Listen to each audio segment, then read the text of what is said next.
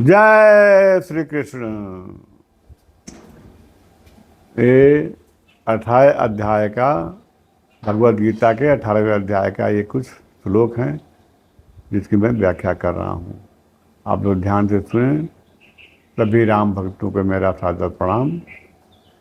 सर्वकर्माण्यपि सदा कुर्वाणो मद विपाश्रय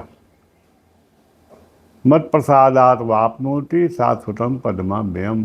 सभी कर्म को, जितना भी आप कर्म करते हैं, मेरे आश्रित होकर कीजिए और मेरे लिए कीजिए। मेरे आश्रित होकर के जब काम करेंगे तो शाश्वत मत प्रसादात, मेरी कृपा से स्थानम प्राप्त, शाश्वतम, शाश्वत स्थान को प्राप्त करेंगे। शाश्वत स्थान मतलब परम धाम। परम धाम को प्राप्त करने के लिए ही मनुष्य का शरीर मिला है, न कि सांसारिक भोगों को प्राप्त करने के लिए मिला है।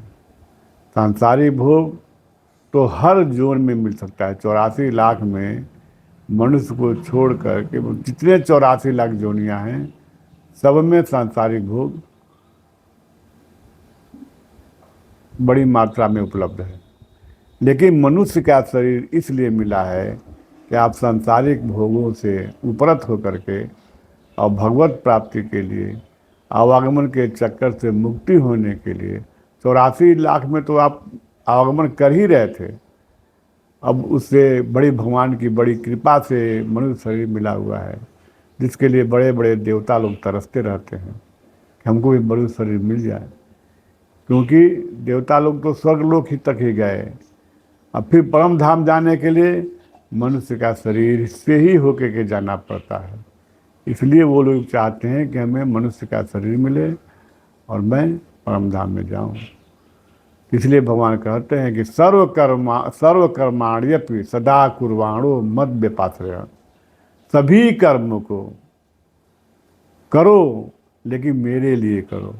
जैसे आप किसी संस्था में नौकरी करते हैं तो उसको भगवान की नौकरी समझ के करिए। किसी लड़के को पढ़ाते हैं तो समझिए कि भगवान का कार्य है, गार्जियन का कार्य नहीं है या सरकार का कार्य, भगवान का कार्य है।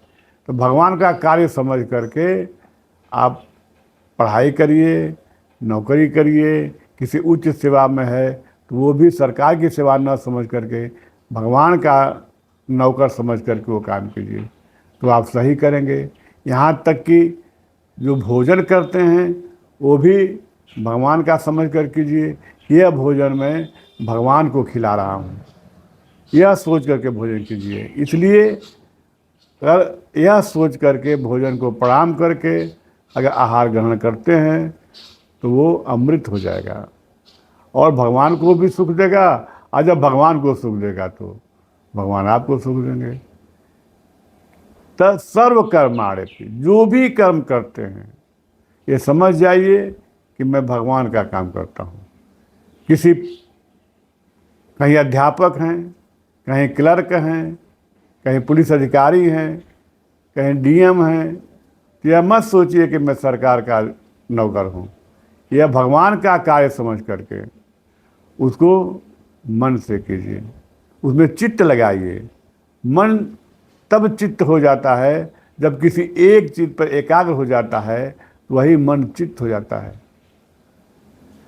इसलिए भगवान कहते हैं कि सभी कर्मों को जब मेरे आश्रित होकर के जब करोगे, मेरे लिए करोगे, वही यज्ञ हो जाएगा और वही नियत कर्म है।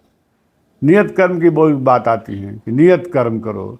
यही नियत कर्म है कि जो कर्म भगवान की प्राप्ति के लिए किया जाता है वो नियत कर्म है।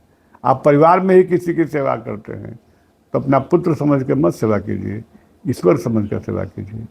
किसी की सेवा करते हैं तो समझिए, क्योंकि ईश्वर तो सबके हृदय में ही रहते हैं और सब रूपों में वही हैं, तो उनको और उनसे किसी प्रकार की आशा मत कीजिए वो बदले में कुछ करते हैं कि नहीं करते हैं, इससे दुखी मत होइए, क्योंकि आप तो भगवान की सेवा कर रहे हैं।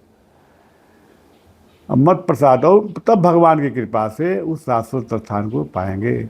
चेतसा सर्वकर्माणि मयि सन्न्यस्य मत्परः बुद्धि योग मुपाश्रित्य मत चित्ता सततम भव। चित्त से सभी कर्मों को कैसा सर्व कर्माणि मई सन्न्यस्य मत पर, मेरे लिए मुझ पर समर्पण करके, संन्यास समर्पण कर सभी कर्म को चित्त से, मई सन्न्यस्य मतलब बुद्धि योग में पास होती है। बुद्धि जब योग हो जाती है, बुद्धि योग मतलब जब बुद्धि परमात्मा के लिए काम करती है, वह बुद्धि योग है। योग मतलब जुड़ना, भगवान से जुड़ना।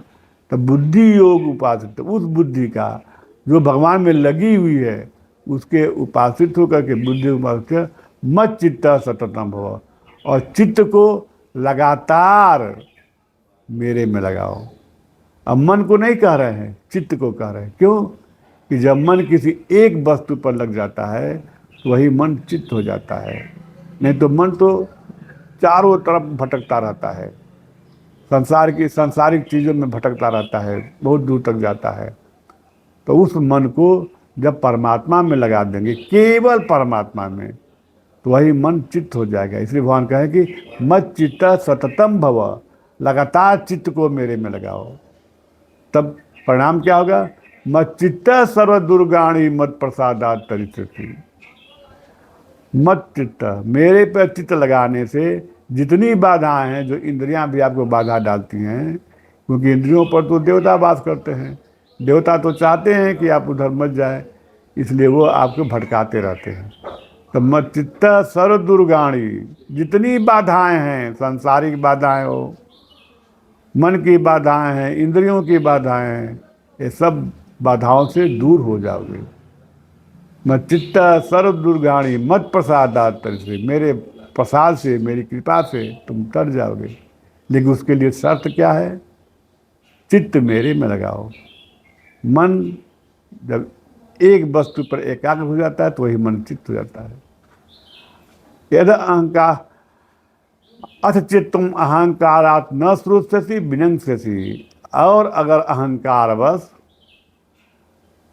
न श्रोष्यसि, मेरी बातें नहीं सुनोगे, मेरी बातों को नहीं मानोगे, तो विनष्ट हो जाओगे, नष्ट हो जाओगे। कैसा नष्ट? मतलब आवागमन के चक्कर से मुक्त नहीं हो पाओगे, मुझको नहीं प्राप्त कर सकते हो। यह शरीर मुझे प्राप्त करने के लिए मिला है, और यही तुम नहीं प्राप्त कर पाओगे तो मनुष्य का जीवन प्राप्त करना व्यर्थ है। इसलिए जो काम करो, जो खाना खाओ, जो पानी पियो, वो मेरे लिए खाओ, मेरे लिए पियो, और जो मुझे पसंद है वही खाना खाओ, अपने लिए नहीं खाओ। और इस प्रकार आप जीवन का परम लक्ष्य प्राप्त कर लेंगे। जय श्री कृष्ण।